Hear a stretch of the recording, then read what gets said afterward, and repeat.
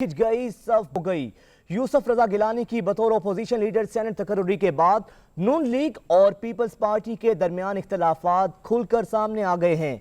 मरियम नवाज कहती हैं कि छोटे से ओहदे के लिए अवाम को नुकसान पहुंचाया गया। अगर आपको ये ओहदा चाहिए था नवाज शरीफ से कह देते। मरियम नवाज ने कहा कि अफसोस एक ओहदे के लिए बाप से वोट लिए गए। बाप तो अपने बाप से पूछे बगैर किसी को वोट नहीं देता। पीपल्स पार्टी खुद एतराफ़ करे कि उसने बाप के अहकामात तस्लीम किए हैं। मरियम नवाज ने कहा कि पहली बार हुआ है कि हुकूमती अरकान ने ओपोजिशन लीडर को सिलेक्ट किया। पीपल्स पार्टी ने खुद को धोखा दिया।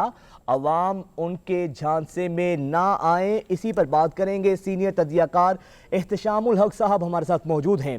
एहतशाम साहब, अब जो है सब कुछ खुलकर सामने आ चुका है। पीडीएम का मुस्तकबिल क्या देख रहे हैं आप? देखिए जी, ये अच्छी बात हो गई है कि वाइस प्रेसिडेंट मुस्लिम लीग नून की मरियम नवाज साहबा ने आज खुल के बात कर ली है। अदरवाइज आप देख लें जिस तरीके से पॉलिटिकल फाइटिंग हो रही थी, चाहे हसन इकबाल साहब हो, राना सनाउल्लाह हो, उधर से कारा साहब हो, यही कहते थे नहीं जी पीटीएम वही टूटा। इवन आप देख लें यूसुफ रजा गिलानी ने भी जो कल टॉक किया है अपना लीडर ऑफ दी ओपोजिशन बनने के बाद, उन्होंने भी कहा कि जी गलत कहते हैं लोग जो कहते हैं कि पीटीएम दफन हो गया है। अब ये आज मरियम साहबा ने बड़ा खुल के एक मैसेज दे दिया है कि जी अब हमारी राहें जुदा हैं। अब देखना ये है कि क्या होगा, क्या ये 11 पार्टियों जो असल में जो 3 ही पार्टी हैं ये दोबारा बैठते हैं तो क्या पीपल्स पार्टी को निकालेंगे या पीपल्स पार्टी अपनी राहें जुदा करेगी? पीपल्स पार्टी तो नहीं जाएगी। आमतौर पर लोग तवक्को कर रहे हैं कि अब इंटरवेंशन होगी मौलाना फजल रहमान साहब की, वो नहीं जाएंगे क्योंकि ये सियासी तौर पर तो जो नुकसान है ये परसेप्शन का भी बहुत बड़ा नुकसान है। अब जिस तरीके से उठते बैठते गवर्नमेंट पार्टी कहती है कि जी ये इत्तेहाद तस्लीम हो गई या दफन हो गया है, उसके बाद तो फिर उनके पास नहीं रह गया कि ये फेस सेविंग कैसे करें। अब शायद वो कोशिश करें, लेकिन आज मरियम साहबा के बयान के बाद तो बड़ा खुल के सामने आ गया है कि ये इख्तलाफात, ये खलीज बहुत आगे चली गई है, अब ये वापस नहीं आने की है। अब प्रोसेस में जो नुकसान हुआ, अब तो देखें ना, लोग भूल ही गए कि जी लॉन्ग मार्च होगा, ईद के बाद होगा, नहीं होगा, इस्तीफे होंगे नहीं होंगे। तो जाहिर सी बात है जो मर्जी आप कहें, ये फायदा तो डायरेक्टली पीटीआई की गवर्नमेंट को हुआ और ये जो इमीडिएट थ्रेट था ये उनके हवाले से खत्म हो गया। हाँ, इत्तेहाद किस शेप में रहता है, क्या होगा, ये बात की बात है। लेकिन मरियम नवाज साहबा जिस तरीके से पिछले चंद दिनों से शदीद सख्त डिमांड लहजे से बात कर रही थी, आज वही तरीके से उन्होंने कह दिया। और यही बात हसन इकबाल साहब ने 2 दिन पहले कही थी कि जी अगर पीपल्स पार्टी को लीडर ऑफ दी ओपोजिशन का ओहदा चाहिए था तो नवाज शरीफ साहब के कह देते। आज यही बात उन्होंने कही है। तो ये सो मेनी वर्ड्स उन्होंने अपना ज़हन बता दिया कि जी अब वो पीपल्स पार्टी के साथ नहीं चल सकते। अब सवाल ये है कि जरदारी साहब ने सियासी तौर पे तो बड़ा नुकसान फायदा उनको पहुंचा। पीडीएम के प्लेटफॉर्म से उन्होंने जिस तरीके से पंजाब में इन रोल्स बनाए हैं, यानी पीपल्स पार्टी का अपना पीडीएम का पंजाब में मुल्तान में जलसा होस्ट करके मेज़बानी करके उन्होंने बता दिया कि जी वो पंजाब की तरफ वो आएंगे। तो अब ये अगले सिनेरियो में वो देख रहे हैं कि 2023 के बाद पीपल्स पार्टी, क्योंकि बिलावल भुट्टो को वो तैयार कर रहे हैं, ओपनली कहते हैं अगले प्राइम मिनिस्टर होंगे, जनूबी पंजाब में उनका खासा इन्फ्लुएंस है और कहने वाले लोग कहते हैं कि शायद अगला चांस उनका बने। लेकिन दूसरी तरफ लोग ये भी कह रहे हैं कि जो सख्त लबो लहजा अख्तियार किया गया था, जो फ्लेक्सिबिलिटी नहीं थी PMLN के अंदर, उसका उन्हें नुकसान हुआ। और कम अज़ कम ये 2-2.5 सालों में तो अब जाहिर सी बात है ना हुकूमत जाएगी ना पार्लियामेंट के अंदर कुछ होगा। और फिर अगले सेटअप में 2023 के बाद क्या होता है देखने वाली बात है। उसमें भी पीपल्स पार्टी के चांसेस ज़्यादा हैं क्योंकि ज़ाहिर है अदारों के साथ आप जब नहीं बनाएंगे, जब अदारों के साथ लड़ाई करेंगे, आप सुप्रीम कोर्ट, नैब, हुकूमत और उसके बाद हमारे दूसरे अफवाज पाकिस्तान सब पे तनकीद करेंगे, नाम दे के तनकीद करेंगे। तो ज़ाहिर है पंजाब तो आप देख लें 13 करोड़ का सूबा है, हर घर में से कोई ना कोई आदमी जो है ना फौज से गया हुआ है। तो ये बड़ी रिजेंटमेंट है लोगों में। पंजाब के लोगों के लिए ये एक्सेप्ट करना बड़ा मुश्किल है। तो ये नवाज शरीफ साहब का बयानिया जो है ये कामयाब बिल्कुल नहीं हुआ।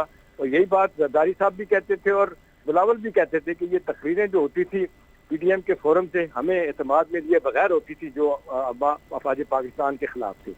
तो जाहिर है जी ये अब जो नरम गोशा रखने वाले तजियाकार हैं पीडीएम के और PMLN के, वो भी कहते हैं कि ये अपने पाँव पे इन्होंने कुल्हाड़ा मारा है और ये तहरीक को नुकसान जो है ना अपने सख्त रवैये की ये पहुंचाई है। तो ठीक है, तहरीक को नुकसान हुआ है। एहतशाम साहब साथ ही रहिएगा, आपसे फिर सवाल करूंगा। पहले मरियम नवाज ने इस बारे में क्या कहा वो अपने नाजरीन को दिखाते हैं। पहली दफा देखा है कि लीडर ऑफ दी ऑपोजिशन जो है वो हुकूमती अरकान, सरकारी अरकान से مل کے بن رہا ہے. اور پھر باپ کے ارکان, یعنی کہ کچھ تھوڑا سا فساد ہوتا, آپ کے باپ کے ارکان سے, اور سب جانتے ہیں کہ باپ اپنے باپ کے کہنے میں کسی کو کے بغیر کسی کو ووٹ نہیں کرتا. باپ کا جب حکم ہوتا ہے تو وہ حکومتی بینچز کے اوپر جا کے بیٹھ جاتے ہیں, باپ کا جب حکم ہوتا ہے تو وہ اپوزیشن بینچز پہ آ کے بیٹھ جاتے ہیں یا انڈیپینڈنٹ ہو جاتے ہیں. اگر آپ یہ سمجھتے ہیں کہ عوام کو سمجھ نہیں آ رہا اور آپ یہ کہہ دیں گے کہ وہ انڈیپینڈنٹ ہیں, تو آپ میرے خیال میں اپنے آپ کو شاید دھوکہ دے رہے ہو. عوام کو آپ دھوکہ نہیں دے سکتے. اگر آپ نے تابعداری کرنی ہے, اگر آپ نے سلیکٹ ہونا ہے, تو پھر آپ کو عمران خان کی پیروی کرنی چاہیے, جو بہت ڈٹائی سے اور بہت یعنی کہ پوری ایکسپوز ہو کر وہ تابعداری کرتا ہے.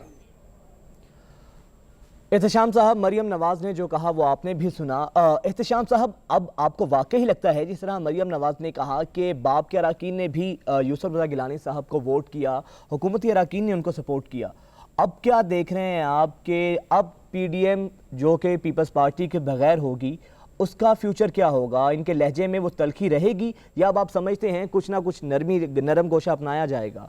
دیکھیں جی, پی ایم ایل این کی اور خاص طور پہ مریم نواز کے اور نواز شریف صاحب کے لہجے میں تو تلخی اور بھی بڑھے گی.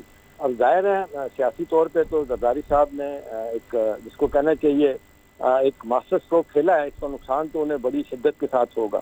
اب یہ پروسیس میں جو آپ جھنجھلاہٹ دیکھ رہے ہیں پی ایم ایل این کے پارٹ پہ, خاص طور پہ باپ بیٹی کے پارٹ پہ, تو ظاہر سی بات ہے انہیں اب نظر آ رہا ہے کہ جی جو ان کا خیال تھا کہ جی استعفے دے کے تو منہ پہ ماریں گے, آپ کو یاد ہے وہ کہا کرتی تھی منہ پہ ماریں گے, منہ تو کسی نے نہیں مارے.